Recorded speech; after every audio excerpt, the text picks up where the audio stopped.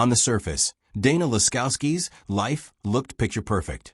She was 36, a single mother raising triplets, and living in the peaceful city of Puyallup, Washington.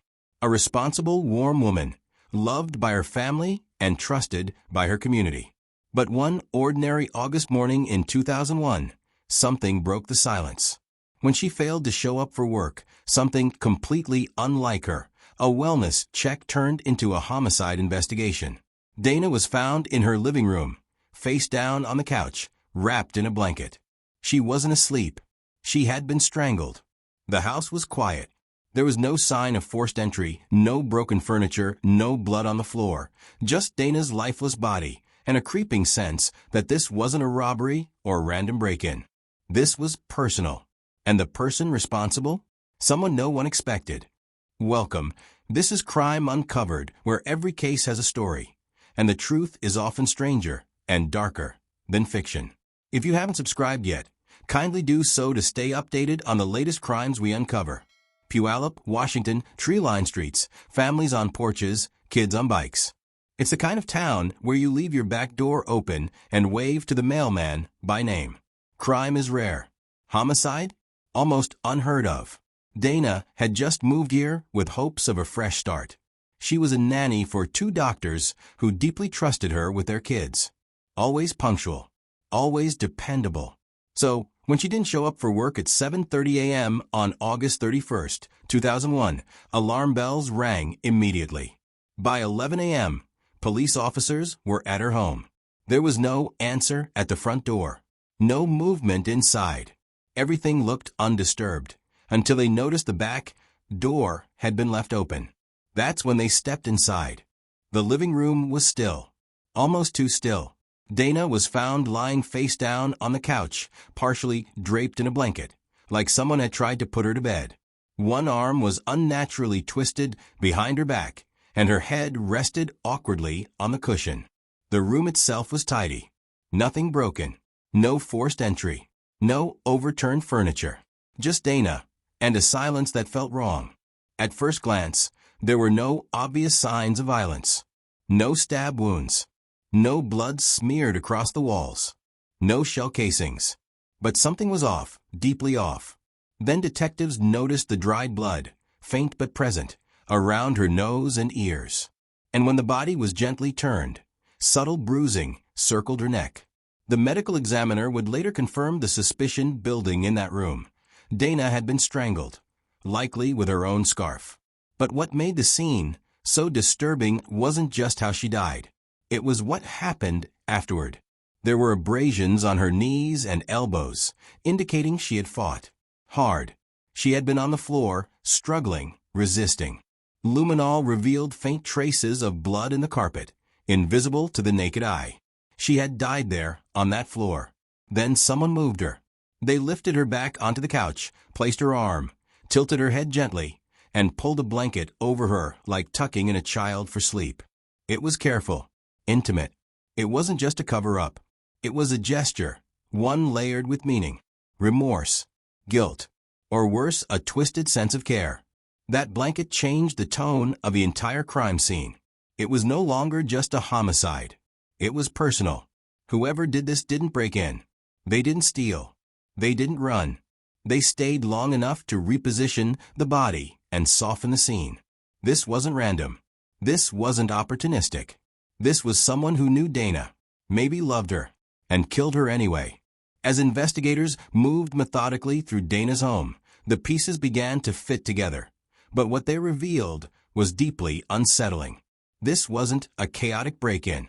There were no broken windows, no kicked-in doors. Nothing had been stolen. Her purse sat in plain sight. Jewelry, electronics, untouched. Drawers were closed. Cabinets were orderly. This wasn't about theft. This wasn't impulsive violence. Dana hadn't been ambushed.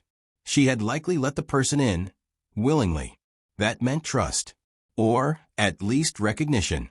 Whoever came through that back door wasn't a stranger in the dark. They were someone she knew, and perhaps someone she didn't fear. At first. But the bruising told another story. Scrapes on her knees, abrasions on her elbows, and faint marks along her wrists and forearms suggested a violent struggle had taken place. She had fought back. Hard. The luminol lit up the truth. Faint traces of blood woven into the carpet fibers. Barely visible, but undeniable. She died there, on the floor of her living room. But she hadn't been left there. Her body had been moved with deliberate care. Her head was propped on a pillow. One arm was tucked unnaturally beneath her. And that blanket, that soft, ordinary blanket, had been gently draped over her body, like someone tucking in a loved one for a final sleep. That detail changed everything. This wasn't about escape. It wasn't about covering tracks. It was about masking guilt. The killer hadn't rushed out in a panic. They had stayed long enough to adjust her body, arrange the scene, and try to rewrite the ending. To investigators, it spoke volumes. This wasn't the work of a random predator. It wasn't detached violence. It was emotional, personal, intimate. Whoever killed Dana didn't just take her life. They tried to soften what they'd done. But that act didn't show mercy. It showed conflicted conscience. And that narrowed the list of suspects dramatically. The medical examiner estimated Dana's time of death between 1 a.m. and 7 a.m., a narrow window, and one that sent detectives straight into her inner circle. Who had access to her? Who knew the back door was often left unlocked? The first name on the list wasn't a boyfriend. It was a stalker. Dana had recently moved and had her cable installed by a technician named Adam. From the start, Adam's behavior crossed boundaries. After completing the job, he began returning to her property, uninvited. Notes appeared on her door. Flowers were left on her porch. Messages kept coming, persistent, unsettling, and unwanted. Dana grew uneasy. She told friends and her employers that if something ever happened to her, Adam should be the first person they look at. That was enough for detectives. Adam was brought in for questioning. From the moment he sat down, he was hostile, defensive. His answers were clipped, often evasive. But what troubled detectives most was his attitude. He didn't deny being obsessed with Dana. He just didn't think it was a big deal. They searched his car, his work locker, his phone. But they found nothing solid, no trace of Dana, no items from her home, no physical evidence to place him at the scene. When they pulled his phone records, they confirmed his story. Adam had been home with friends at the time of the murder. His alibi was frustratingly airtight. Creepy? Yes. Dangerous? Possibly. But guilty of murder? No. Next came a more cryptic lead. Investigators had discovered a phone number written on Dana's palm, in ink, scribbled like it had been jotted down in the middle of a conversation. The number led them to a man named Julian, a 35-year-old who was evasive when asked about Dana. When pushed, Julian admitted something surprising. He had been romantically involved with her, behind the back of his best friend Matt, who was also seeing her at the time. That complicated things. A love triangle. Secrets. Betrayal. Emotions running high. Julian looked like a strong candidate for motive. But surveillance footage placed him at a local bar that night, with timestamps and multiple witnesses confirming he was there from 10:30 p.m. until 1 a.m., just before the window when Dana was believed to have been killed. Another alibi that checked out, which left detectives with the third corner of this messy triangle. Matt. The more they dug into Matt's background, the more red flags they found. He had a reputation, temperamental, emotionally volatile, with a history of drug use and run-ins with the law. He rode motorcycles, picked fights, and had the charm of someone who knew how to manipulate people when it served him. Dana's friends said he had feelings for her, deep ones, but she didn't return them. She liked his edge, but wasn't looking for anything serious. For a man like Matt, that rejection might have cut deep. Phone records confirmed that Dana and Matt spoke just before midnight the night she was killed. He told detectives that they were supposed to meet, but he had been turned back at the Canadian border due to issues with his documentation. He never made it to her house, he claimed. His story was strange, convenient, but it wasn't implausible. Still, there was one detail that stuck with detectives. Matt said Dana sounded nervous on the phone. Her voice trembled. She was distracted, like she was trying to talk while keeping an eye on something else. Or someone. It didn't sound like she was alone. Matt didn't know who was with her. But in that moment, neither did police. And whoever was inside Dana's house that night wasn't there by accident. Matt's comment led detectives to Dana's ex-husband, Sam, the father of her triplets. The split had been rough. And now they learned Sam had taken out a life insurance policy on Dana, a fact that could suggest motive. During questioning, Sam was emotionally cold, detached. But more alarming? He had fresh bruises on his knees and elbows, similar to those found on Dana. When asked, he claimed they came from playing baseball. One detective, a former athlete himself, wasn't convinced. The injuries didn't line up with that excuse. Still, investigators had to prove he could have made the 5-hour drive from his home to Dana's in the middle of the night. If he had done it, he would have needed to stop for gas. Police retraced every gas station along his likely route, reviewed surveillance footage, and tried to catch a glimpse of his vehicle. But they couldn't place him on the road that night. With no physical evidence tying Sam to the scene, he was ultimately ruled out. It had been weeks, and every lead had collapsed. The scene was too controlled to be random, too emotional to be professional. The killer knew Dana, maybe even loved her. But still, their identity remained hidden. Then, something strange happened. Detectives began reviewing Dana's funeral footage, not just to see who attended, but how they acted. And one guest message stood out. At Dana's funeral, the guest book filled with grief-stricken messages, words from friends, family, and neighbors who couldn't understand why such a tragedy had unfolded. But one entry caught a detective's eye. It was from Dana's 17-year-old niece, Amanda. "I'm sorry I wasn't the best niece," she wrote. "I haven't used drugs in 34 days, and it's all because of you." That message didn't sound like simple mourning. It sounded like guilt, regret, a kind of pain that ran deeper than loss. Amanda had always been troubled, bouncing between homes, disappearing for days, tangled up in drugs and chaotic friendships. Dana had taken her in repeatedly, trying to steer her toward stability. She opened her door to Amanda and her friends. Literally, Dana often left the back door unlocked at night, just in case one of them needed a place to sleep. It was compassionate. It was selfless. It also made her vulnerable. Detectives sat Amanda down for an official interview. She described her relationship with Dana as close, more like mother and daughter than aunt and niece. She admitted that Dana often hosted her group of teenage friends, many of whom were homeless, addicted, or just lost. And then Amanda dropped a name, Zane, a large, aggressive teen who she claimed had physically assaulted her on more than one occasion. Zane was flagged immediately. His criminal record wasn't clean: drugs, fights, intimidation. He fit the profile of someone who could overpower a grown woman. Investigators reached out to a confidential informant who had helped them in the past. But what the informant said surprised them. Zane didn't do it. If not him, then who? That's when the name Emily Lauenborg entered the picture. Emily was 17. Small, just 5 feet 2 inches, quiet, and pale. At first glance, the last person you'd expect to strangle someone to death. But the more detectives learned, the darker the picture became. Emily wasn't just Amanda's friend. She was her shadow. They were inseparable. Some said Emily was obsessed with Amanda, even jealous of her bond with Dana.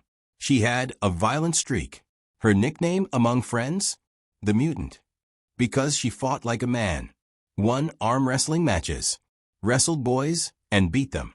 She was wiry, unpredictable, and volatile. Detectives brought her in for questioning. She walked into the room with her head tilted back, her eyes darting around, twitchy and erratic. She leaned forward and slammed her hands on the table. "I didn't do anything," she barked before they could even finish asking their first question. Emily was clearly hiding something, so they dug deeper.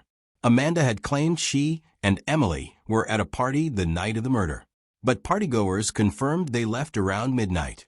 The window between midnight and 7:30 a.m. matched the medical examiner's time of death for Dana. Still, there was no hard proof, until detectives obtained a warrant to search Emily's room. Inside a drawer, they found her personal notebook. At first, it looked like the ramblings of a rebellious teenager. Random quotes, doodles, journal entries. But one page stopped them cold. It was a list. A wish list. Among the entries, kill someone and get away with it. Another page revealed something more disturbing, a violent rant about Amanda. One line read, "I want to choke her the way I choked her aunt." Detectives froze. To the public, the exact cause of Dana's death had not been released. No one knew she had been strangled, except her killer. With the notebook in hand, detectives brought Amanda in again. This time, they didn't play nice. They told her the truth. They knew she had lied. They knew she wasn't just a grieving niece. They knew she had been there when Dana was killed. Amanda cracked, tears streaming down her face. She finally told them what happened that night. She and Emily had left a party around midnight and walked to Dana's house, entering through the always unlocked back door. Dana, startled from sleep, sat up on the couch as they walked in. They told her they needed money. Dana said she didn't have any. Emily became agitated, aggressive. Dana tried to usher them out, but Emily snapped. She shoved Dana. Dana pushed back. The situation escalated. Then, in front of Amanda, Emily lunged. She wrapped her hands around Dana's neck and strangled her to death. Amanda screamed, begged her to stop, but Emily wouldn't let go. When it was over, she dragged Dana's body back onto the couch, positioned her head on the pillow, and covered her with a blanket, like tucking in a child. Then they stole a few dollars from her purse. Before they left, Emily pulled a black shirt from Dana's closet, a trophy. She wore that same shirt to the funeral. The evidence against Emily Lauenborg was chilling. Emotionally, it was overwhelming. The diary, the confession, Amanda's eyewitness account. But in the cold light of a courtroom, things are never that simple.